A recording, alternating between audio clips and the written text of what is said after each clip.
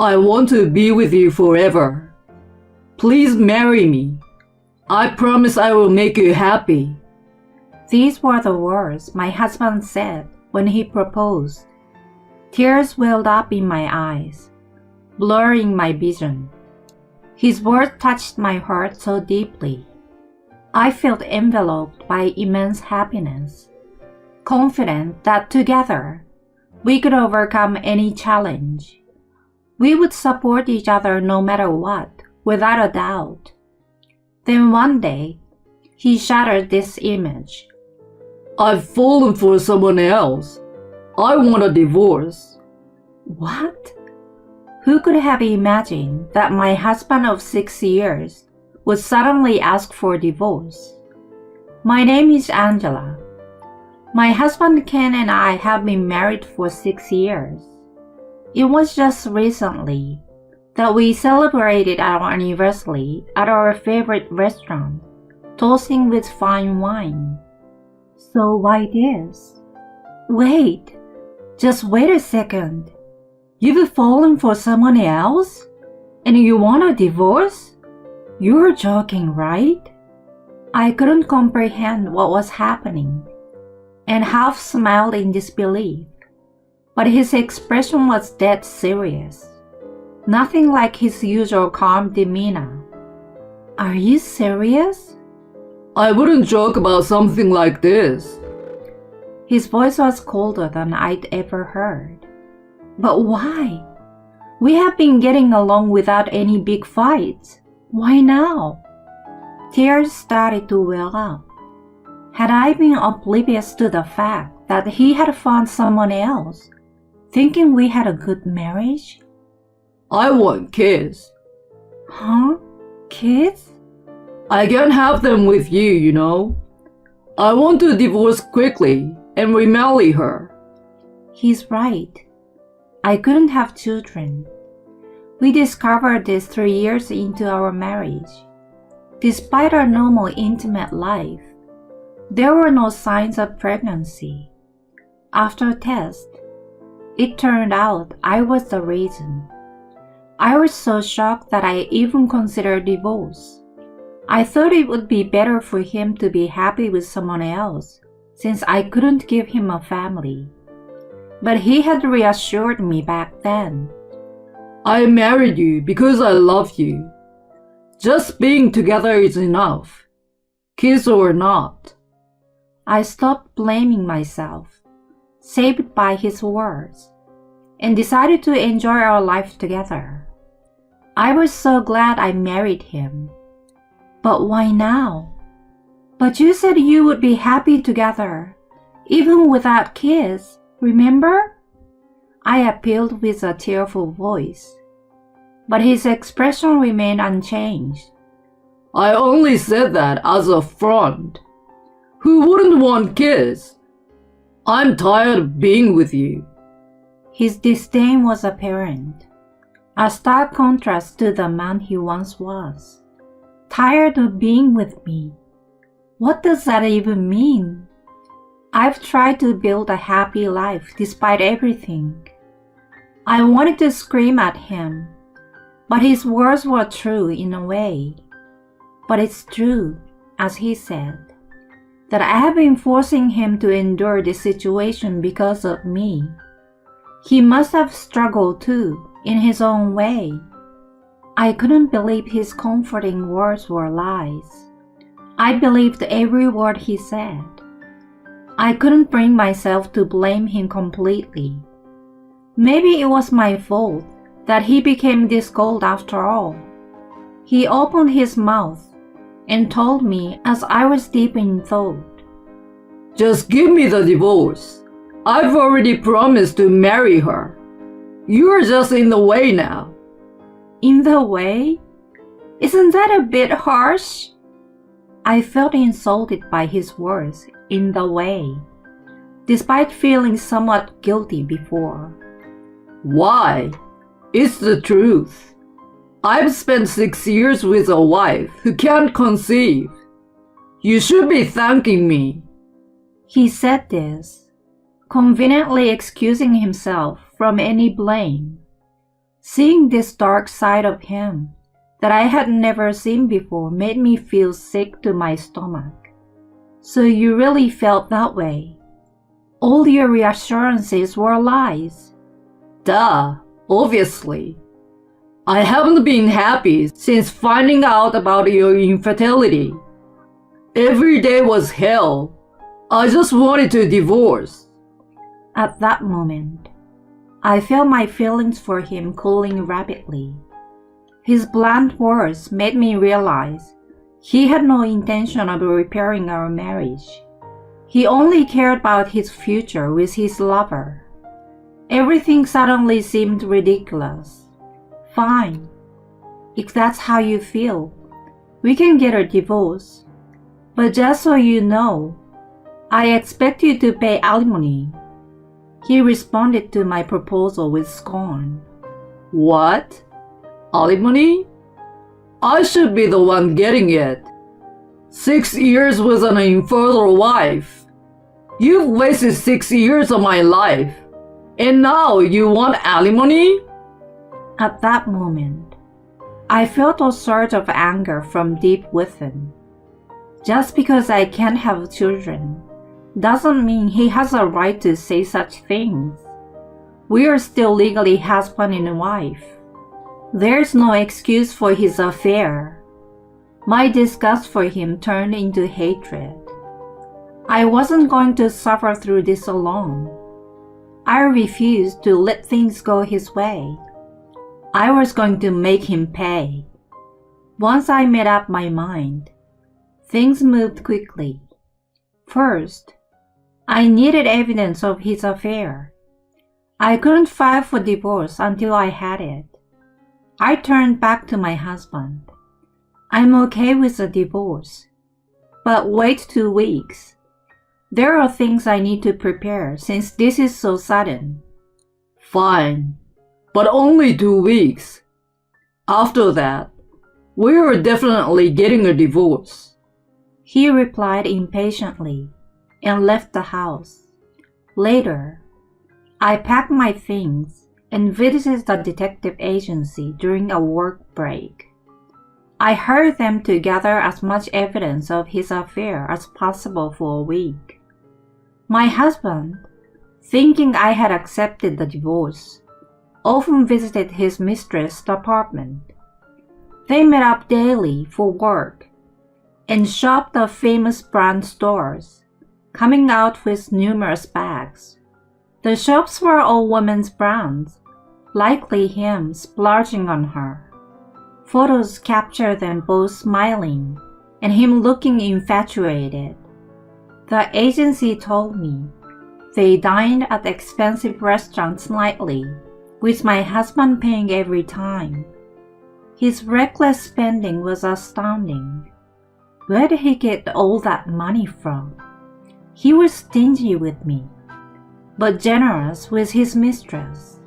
However, this resulted in more evidence than I imagined, and the agency found it easy to gather. A few days after the 2-week period, I received a call while filling out the divorce papers. Hello? It's me. Did you sign the divorce papers? Hurry up. His tone was condescending. I'm doing it as we speak. I will file them later. He sighed heavily and said, You are always so slow. Pack your things and leave quickly. That place will be a love nest for me and her. Take all your stuff with you. He hung up without waiting for a response. A love nest for him and her? I thought, amused. He lived there with me all this time. I will take everything, don't worry. My revenge will be complete. I was frighteningly enjoying my revenge on him. I wouldn't turn back now. I was determined to make him suffer. I signed the divorce papers and was packing when I heard some noise from the front door. You're still here? It was Ken. Why are you here? He smirked triumphantly. I've been living at her place. I only brought a few things with me. I came to get more clothes. Perfect timing. I have something for you to sign. I handed him a document. What's this? I've been consulting a lawyer because I don't want us to continue arguing. It's a legal agreement about post-divorce matters. Read it carefully and sign. Despite telling him to read it carefully, he just casually and carelessly signed it right there, obviously annoyed by the hassle. And he tossed the paper at me. You're so annoying. I won't bother you again, even without these stupid documents. He muttered that and retreated to his room to get his things. I did warn him to read it carefully. I muttered with a smirk. I knew he'd likely skim over it, but I never imagined it would work out this well. I cheerfully continued packing up every single one of my belongings in the house. The next day, I submitted the divorce papers and had a moving company take my stuff to my parents' house. I planned to live alone eventually, but for now, I'd stay with them. I had already explained the divorce to them. Both my parents were furious at first, but they praised my plan when I told them. A few days later, Ken called sooner than I expected. Hey, what the hell is this? He shouted over the phone as soon as I answered. Well, hello to you too. Quiet. Why is the house empty? He was panicking, angry and upset, spewing nonsense. I patiently explained to him. Why? You told me to take all my stuff, didn't you?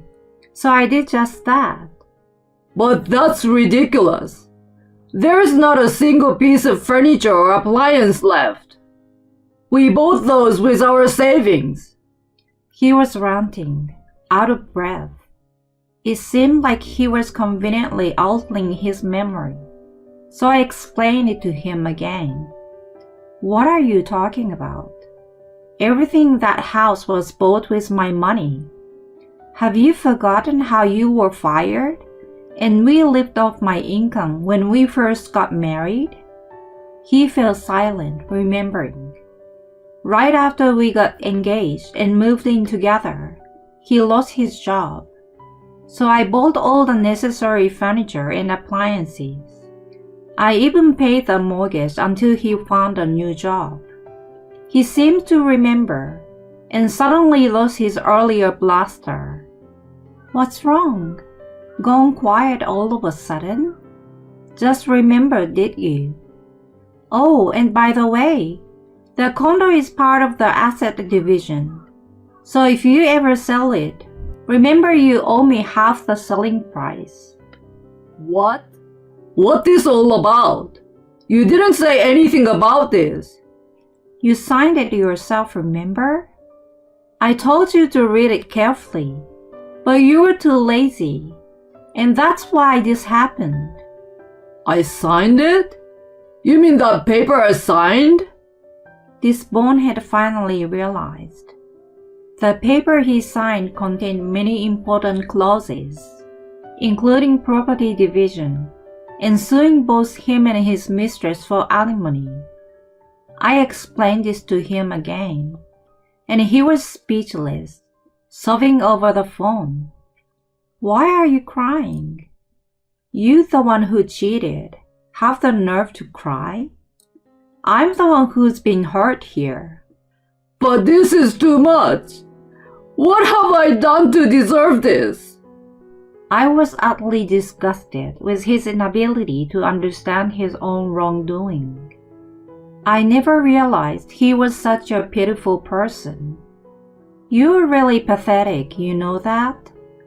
Thanks for initiating the divorce. It was the right decision. I feel so much better now. I hung up on him, blocked his number, and made sure he couldn't contact me again. Through my lawyer, I proceeded to sue him and his mistress for alimony. Surprisingly, they broke up quickly. The mistress apparently had another main partner and was just using my husband for money. The mistress, who had treated him like a mere cash cow, was furious when I demanded alimony from her. "Why should I pay alimony? He was just a fling." She grudgingly paid and dumped him soon after. I never expected such a turn of events. It was a sweet victory for me. Karma is a bitch. My ex-husband, dumped by the woman he planned to remarry, was hit with a double whammy of alimony and emotional distress. He even took a leave of absence from work. Later, he called my parents' house. "I've decided to sell the condo. I will give you your share. I was wrong. Please let's start over." Of course, I had no interest in reconciling. "Please don't contact me again. If you do, I will call the police. Goodbye." I ended the call and blocked his number at my parents' house too. It turns out he was in debt from splurging on his mistress and is now being chased by creditors. No wonder he was so extravagant with her. Considering the amount he spent on luxury brands and fancy restaurants, it was obvious his salary alone wouldn't cover it. But to think he went into debt to spoil his mistress. His affair, divorce, and that became office gossip. And now he is being pressured to resign. Do I feel sorry for him? Not at all. It was a perfect revenge. I have no regrets. He brought this on himself. From now on, I will live for my own happiness. I vowed to myself.